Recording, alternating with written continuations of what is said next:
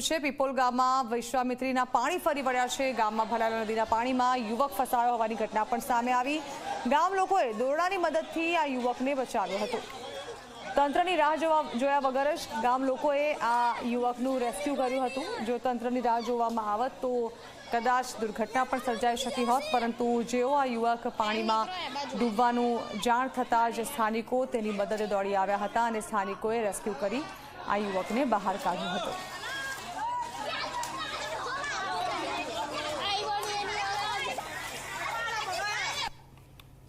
તો વડોદરાના પાદરામાં નથી ઓસરી રહ્યા પાણી। ગ્રામ્ય વિસ્તારોમાં હજુ પણ પાણી ભરાયેલા છે। પાદરામાં સોખરાથી બિલને જોડતો રસ્તો પાણીમાં ગરકાવ થઈ ગયો છે। 8 થી 10 કિલોમીટર સુધીનો રસ્તો પાણીમાં ગરકાવ થયો છે। રસ્તા પર પાણી ફરી વળતા લોકો હેરાન પરેશાન થઈ ચૂક્યા છે।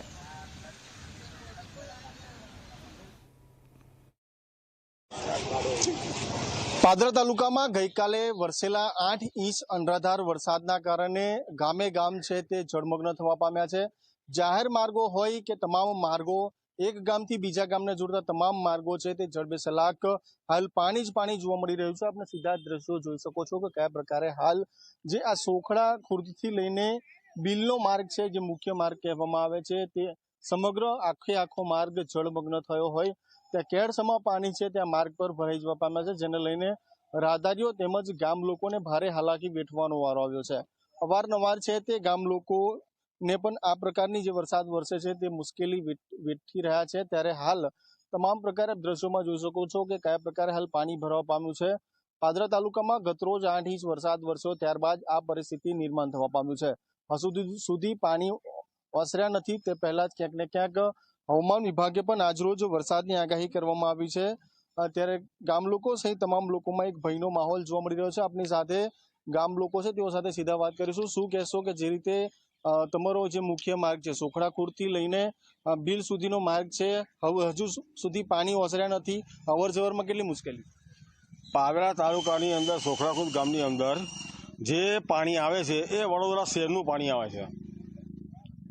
એ વડોદરા શહેરનું પાણી બંધ કરવું, અમે જીપીસીપીને કમ્પલસરી 4 વખત અરજી કરી છે, પણ કોઈ અરજીનો કોઈ નિકાલ કર્યો નથી। ચોક્કસથી આપણી સાથે અન્ય સ્થાનિક છે।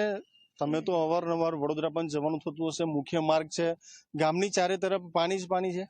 ચોફે આખા ગામમાં પાણી છે અને પાણીનો કોઈ નિકાલ નથી અને વારંવાર રજૂઆતો પણ કરેલી છે, જેથી કરીને કંપનીના પાણી છે અને ઇન્ડસ્ટ્રીયલના બધા જે પાણી ને ગંદકી છે, ગટરોના પણ પાણી બધા ભેગા થઈને ગામ તરફ આવી રહ્યા છે।